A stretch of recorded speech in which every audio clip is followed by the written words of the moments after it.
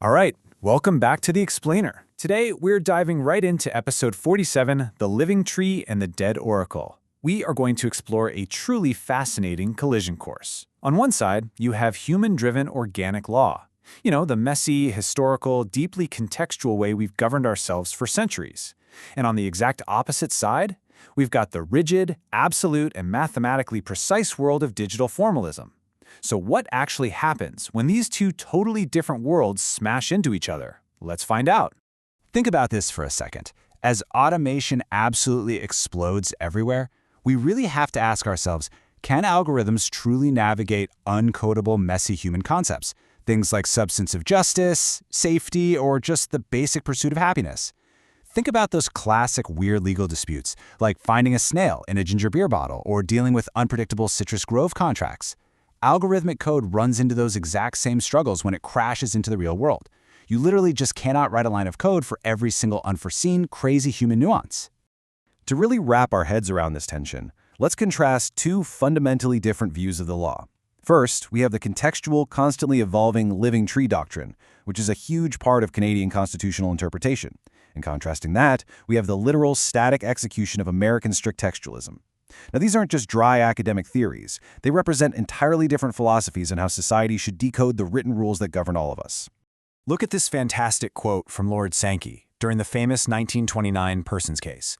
This was the case that legally recognized women as persons eligible to sit in the Canadian Senate, a huge deal. It beautifully illustrates the Burkean idea that law is essentially a human speech act tied to historical context. It emphasizes conserving tradition, sure, but it also allows constitutional liberties to expand incrementally, case by case, as totally new circumstances pop up.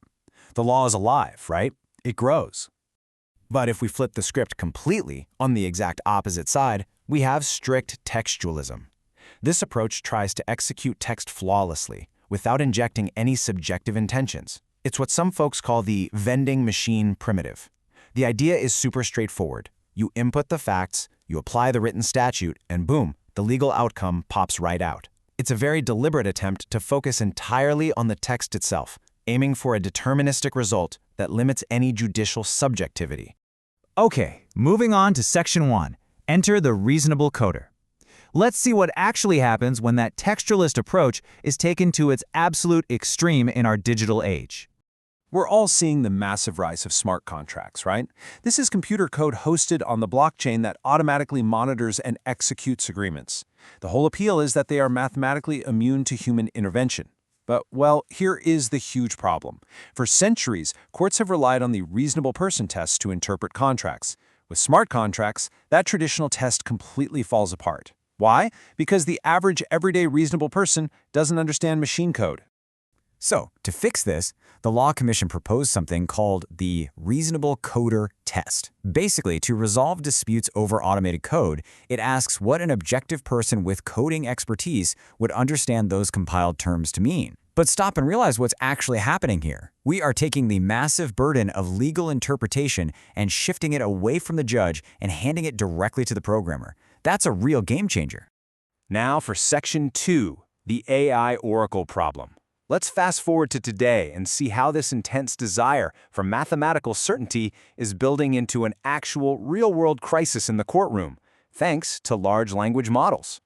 I know this sounds like a sci-fi movie, but it is 100% real. A U.S. Circuit Court judge actually queried a chatbot to define the ordinary meaning of legal words. The judge used ChatGPT to define landscaping in an insurance contract and, even more wildly, to define physically restrained for U.S. sentencing guidelines. The judge was basically treating the AI as this perfectly objective oracle of truth to achieve a strict textualist outcome. Let's zoom in on that sentencing guideline case for a second. The judge asked the AI if being physically restrained demands actual physical force or barriers, a legal concept known as corporality. And the model? It confidently answered yes. Now, for a textualist judge desperately searching for the ordinary meaning of a phrase, this feels like absolute magic. It seemingly solves a really complex linguistic debate lightning fast and hands over a clean, objective answer. But here is the catch. Section 3. The illusion of objectivity. Are these chatbots actually objective oracles, or does pure digital formalism constantly hit a brick wall when confronted with actual reality? Recent research brilliantly exposes the danger here. Researchers proved that simply tweaking the phrasing of a prompt, even slightly, completely changes the AI's answer. When they modified that prompt about being physically restrained, the AI suddenly flipped and suggested that physical force is actually not always a necessary condition. This exposes a massive vulnerability called prejudiced prompting. It means the way a judge asks the question subtly dictates the entire legal answer they get back. And guys, it gets so much more concerning. If a judge tosses in a loaded word like originalist into their query, the AI's self-attention mechanism engages in what computer scientists call sycophancy. Basically, the chatbot just wants to please the user, so it implicitly makes value choices for the judge, nudging the answer toward an originalist outcome, all while completely masking those subjective choices as highly confident objective facts. It's wild. Which brings us to Section 4, the human is sovereign. So, how on earth do we fix this? How do we use these incredibly powerful tools without outsourcing our entire justice system and our human values to an opaque, probabilistic black box? Well, first off, we absolutely must reject that direct query method. We cannot just ask an AI, hey, what does this law mean, and take its word as gospel. Instead, researchers are telling us to use AI dialectically. We need to treat it merely as a brainstorming partner. The AI generates competing theories, it unearths overlooked linguistic arguments, but the human remains the sovereign author. The human evaluates and ultimately decides.